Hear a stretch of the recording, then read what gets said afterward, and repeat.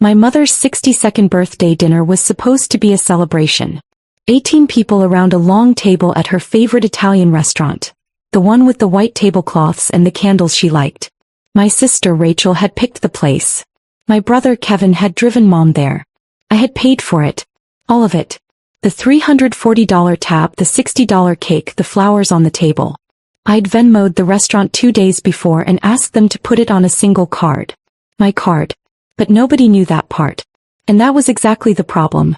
I arrived a little after 6. Mom was already seated at the head of the table, laughing about something Rachel had said. The whole family was there. Aunts, cousins, Mom's 2 closest friends. Everyone was dressed up. Everyone looked happy. I slid into the empty chair near the end of the table next to Kevin and smiled. For about 40 minutes it was fine. Then Mom stood up to say something. She does this, stands up mid-meal, taps a glass, demands everyone's attention. It's her thing. She's been doing it my whole life. I just want to say thank you, she said, holding her wine glass up. To my beautiful children. Rachel is getting married next year. Kevin just got promoted. And... She paused. Looked at me. And then she smiled, the kind of smile that isn't really a smile. Well, and then there's Nadia. Our family ATM. The table erupted. Not polite laughter. Real laughter. The kind that fills a room. Rachel covered her mouth, shoulders shaking. Kevin grinned into his water glass. My Aunt Linda slapped the table. Mom's friend Carol said, "Oh my God, that's so true," and everyone laughed harder. I sat very still. Mom wasn't done. She turned to the table, still holding her glass. Seriously. Whenever anyone needs anything, Nadia pays. Need a new fridge? Call Nadia. Car broke down. Nadia's on it. It's basically her job at this point. More laughter. Mom shrugged like she was being charming. Like it was funny. Like it was a compliment. I smiled. I didn't say anything. I picked up my fork and kept eating. And I made a decision. Not right then. Not in that moment. The decision had been building for months. Maybe longer. But sitting there watching my mother use me as a punchline in front of 18 people, watching no one defend me, watching the woman I'd spent 4 years financially keeping afloat laugh at the fact that she'd been doing it, something inside me went very, very quiet. Not angry. Not loud. So, like a switch flipping off. I finished my dinner. I stayed until dessert. I said happy birthday to my mother, hugged her and left at 8:15. I drove home in silence.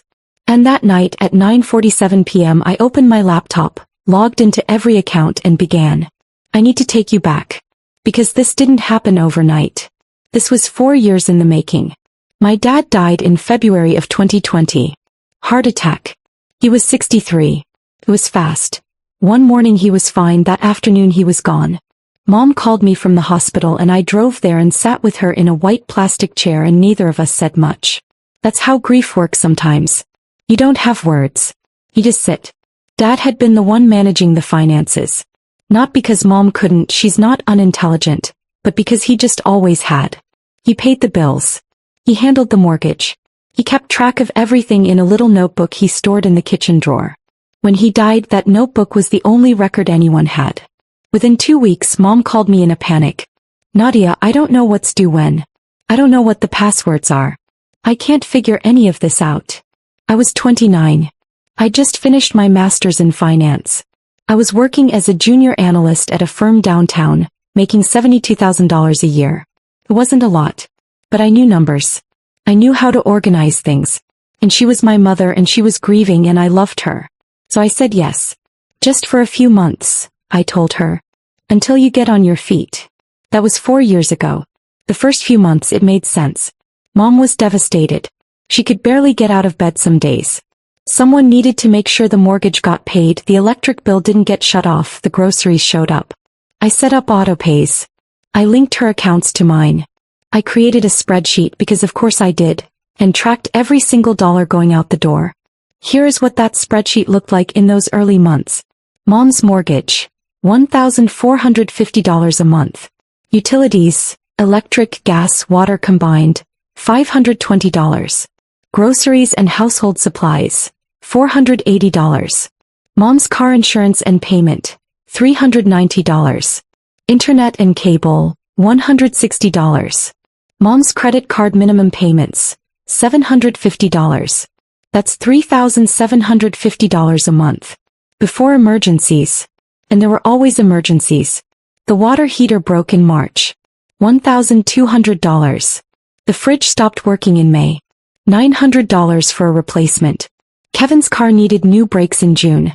And somehow that became my problem too because he lived at Mom's house and used her car half the time anyway. $340. By the end of the first year, I'd spent $51,000 on my mother's household. $51,000. In 12 months. On a salary that had just recently been bumped to $78,000. I was living in a studio apartment. I ate ramen 3 nights a week. I didn't go out. I didn't buy new clothes. I didn't have a vacation in over a year. Every paycheck after taxes I looked at the numbers and I did the math and I transferred what needed to be transferred. And I told myself it was temporary. I told myself Mom would figure it out. I told myself this is what family does. But Mom didn't figure it out. Because she didn't need to. I was handling it. By the second year the pattern was set in stone. Mom had stopped asking what things cost. She just spent. Groceries came from the expensive store now. The one with the organic everything and the fancy cheeses. The electric bill crept up because she kept the heat at 74 degrees in winter and the AC blasting in summer. Rachel moved back home for 6 months between apartments, and Mom added her phone bill to the pile without asking me, $85 a month just quietly added. And then there was Rachel's engagement. Rachel got engaged in the spring of my 3rd year paying for Mom's life. Her fiancé Marcus is a good guy. But the engagement party? That was all Mom. And Mom had opinions about what it should look like. We need to rent out the garden at Rosewood, Mom told me over the phone one evening in April.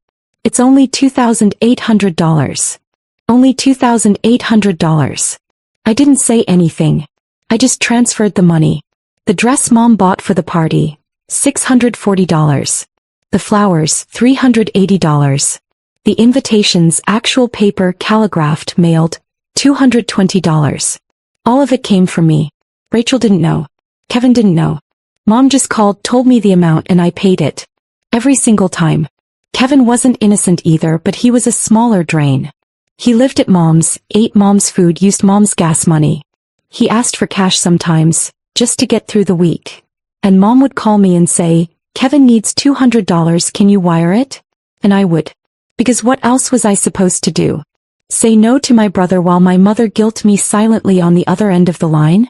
I kept the spreadsheet updated. Every month. Every transaction. Every receipt. By the end of year 2 the total was $109,000. By the end of year 3, it was $163,000.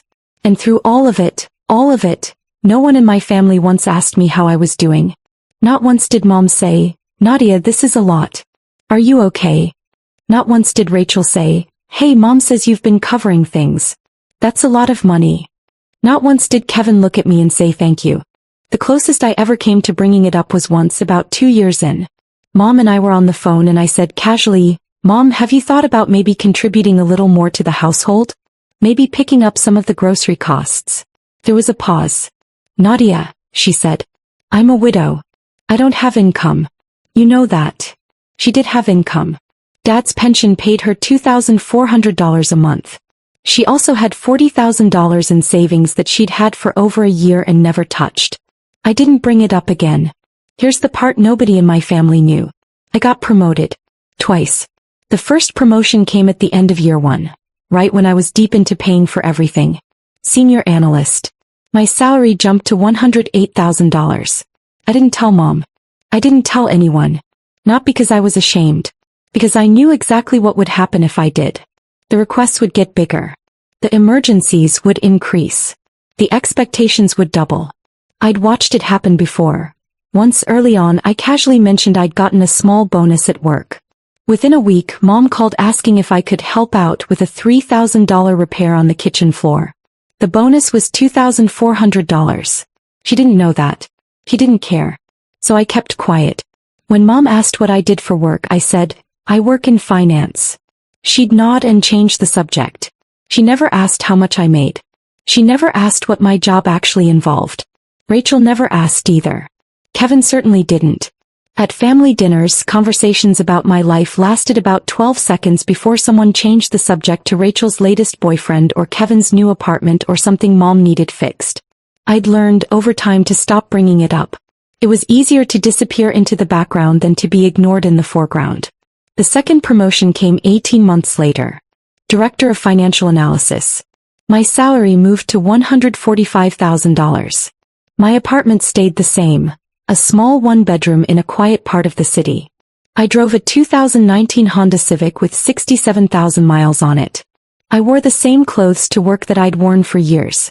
I looked to anyone paying attention like someone who was just getting by.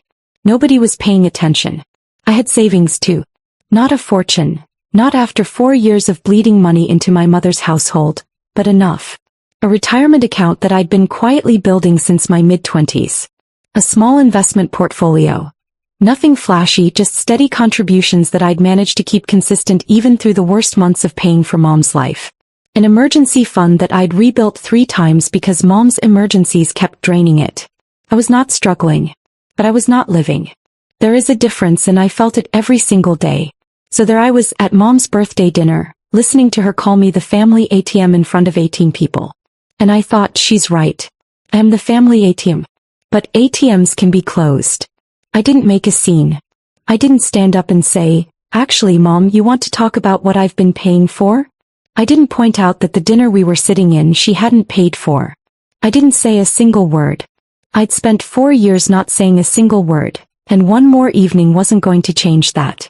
What changed was something quieter. Something inside. It was the way everyone laughed. Not just Mom but Rachel and Kevin and Aunt Linda and Carol. The way no one looked at me after. The way Mom moved on to the next toast like she hadn't just put a target on my back. Like I was furniture. Like I was a function, not a person. I finished my dinner. I stayed until dessert. I said happy birthday to my mother, hugged her and left at 8:15. I drove home in silence. And that night at 9:47 p.m. I opened my laptop, logged into every account and began. First I logged into Venmo and changed my password. Then Zelle. Then PayPal. I went into my bank's app and removed Mom's account from my linked transfers. I changed the password on the shared grocery delivery account. I went through every autopay I'd set up over the past 4 years. The mortgage, the utilities, the insurance, the credit cards, and I turned them off. One by one. Methodically. Like I was going through a checklist. It took me 43 minutes. When I was done I closed my laptop. I sat on my couch for a while in the dark. I didn't feel angry. I didn't feel triumphant. I felt something closer to exhaustion. Like I'd been holding something heavy for a very long time, and I'd finally, quietly set it down. Then I went to bed. I slept better than I had in months. The next morning was a Thursday. I woke up at 6:30, got ready for work and drove to the office like any other day. I didn't check my phone until 9 a.m. There was one text from Mom. Sent at 7:14 a.m. Hey, did you pay the electric bill this month? Got a notification that it's overdue. I read it. I didn't respond. I put my phone face down on my desk and went back to work. By noon there were 4 more messages. Nadia. Hello. The grocery delivery app says the card was declined. What's going on? Can you call me? I read them all during my lunch break. I didn't reply to any of them. Not because I was being cruel. Because I had nothing to say. I'd made my decision. I'd made it quietly and carefully and with full knowledge of what it would mean. Explaining myself wasn't part of it. By 5 p.m. Mom had called me 7 times. I let every call go to voicemail. That evening I ate dinner at my apartment. A simple pasta with vegetables and watched TV. Around 8 I checked my phone again. 12 missed calls now. 3 voicemails. I listened to the first one. Mom's voice, irritated but not yet scared. Nadia, what is going on? The mortgage autopay didn't go through. The bank sent a notification. Can you just call me back? This is getting ridiculous. I deleted it without listening to the others. Friday morning. I was at work by 8. My phone buzzed almost constantly throughout the day. Mom, Rachel, Kevin. All of them calling, all of them texting. I glanced at the screen periodically but didn't open anything. What was happening on the other end I learned later piece by piece. At 8:23 a.m. the mortgage autopay bounced. The bank sent a notification to Mom's email, the one I'd set up for her 2 years ago, and a text to her phone. The mortgage was $1,450. The NSF fee was $35. Total due now, $1,485. At 10:15 a.m., Mom tried to use the debit card linked to the account I'd been funding to buy groceries at the store down the street. Card declined. She stood in the checkout line with a cart full of food and had to put it all back. At 11:40 a.m., Kevin tried to put gas in Mom's car. Card declined at the pump. By 1 p.m. Rachel was texting me in all caps. "What is going on? Mom is freaking out." I didn't respond. By the end of Friday, Mom had called me 31 times. 31 times in one day. I know because I counted later when I went through the call log. The voicemails shifted in tone as the day went on. The first ones were annoyed. "Just fix this, Nadia." The ones in the afternoon were confused. "I don't understand what's happening." The last voicemail, left at 9:58 p.m., was the first one where Mom's voice sounded uncertain. "Nadia, what did you do Saturday?" "I slept in. I made coffee. I sat by the window with a book and enjoyed the quiet of my apartment. The quiet I never got to enjoy because there was always a call, always a request, always something that needed fixing."